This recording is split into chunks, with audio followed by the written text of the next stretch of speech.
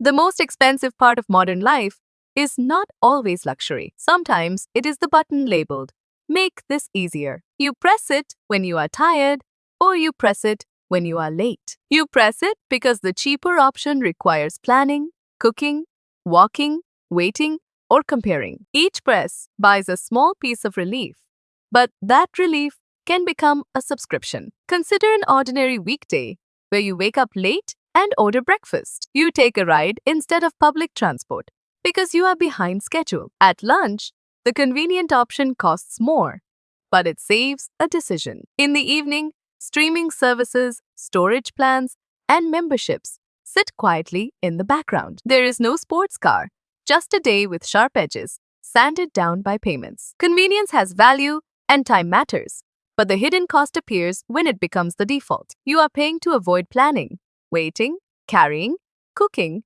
or feeling temporarily inconvenienced. A useful visual is a toll road running through your day with gates. The sign says, "Pay here to skip the hill," and 10 gates can become a major expense. The issue is not that toll roads are bad, but that you pass them without noticing. This is why people with decent incomes feel their money disappears. The spending looks efficient, hiding inside words like premium, express, or smart. Questioning it feels like you are choosing a harder life on purpose. There is also a packaging trick where costs are divided into smaller pieces. Your brain anchors to the first number while the account pays the full number. Several small charges feel less emotionally heavy than one visible price. Subscriptions use a similar effect by comparing a monthly amount to one meal. The real decision is not this month, but a repeated claim on future income. A subscription is a tiny employee standing in your next paycheck with a hand extended. Some employees do useful work, but others stay because firing them requires attention. The common response is to declare a war on convenience. People decide they will cook every meal, cancel everything, walk everywhere, and never pay for speed again. This often fails because it ignores why the convenience was purchased. If the original problem was exhaustion, an extreme money-saving plan creates even more exhaustion. Eventually, the system snaps back, often with guilt added on top. A better reframe is to distinguish planned convenience from emergency convenience. Planned convenience is chosen because it protects something important. Maybe you pay for grocery delivery during a demanding season because it gives you time with your family. Maybe you keep one software subscription because it genuinely reduces hours of repetitive work. Emergency convenience is purchased because the day has become disorganized and the fastest option is now the only option that feels possible. The distinction is not moral. It is diagnostic. Planned convenience has a job. Emergency convenience is often a signal that another system is failing. Repeated food delivery might be a meal planning problem. Frequent ride costs might be a scheduling problem. Expedited shipping might be a remembering problem. Premium storage might be a digital clutter problem. The bill is not always the root cause. Sometimes it is the receipt produced by hidden friction.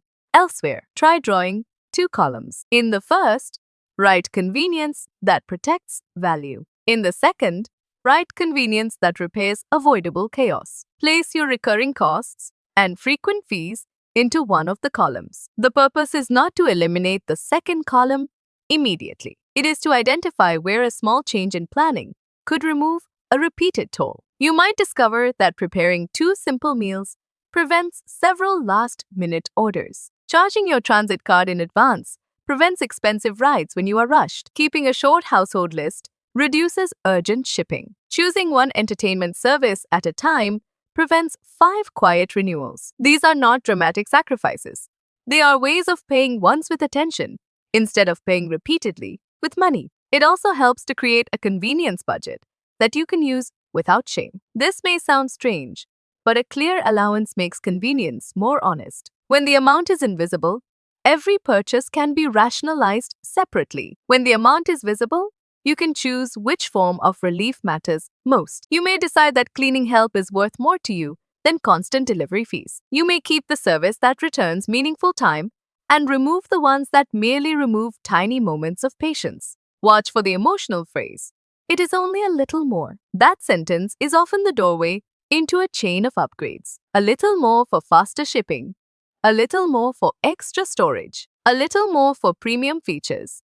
A little more for the newer model. Each step is compared only with the previous step, not with the original need. The ladder rises one small rung at a time until the total no longer feels small. Convenience is one of the best things money can buy when it is intentional. It can reduce stress, protect time, and make difficult seasons manageable. But it becomes a leak when every rough edge of life receives a payment. You do not need to choose the hardest route. You only need to see the toll road clearly. The next time you press express, upgrade, or order, now pause for one question. Am I buying meaningful time? Or am I paying to repair a pattern I could redesign? Sometimes the answer will be meaningful time, and the purchase may be excellent. Sometimes you will see another gate on a road you travel every day. That is the cost signal, not a warning that convenience is wrong. It is a reminder to decide which difficulties are worth removing and which ones are quietly charging rent.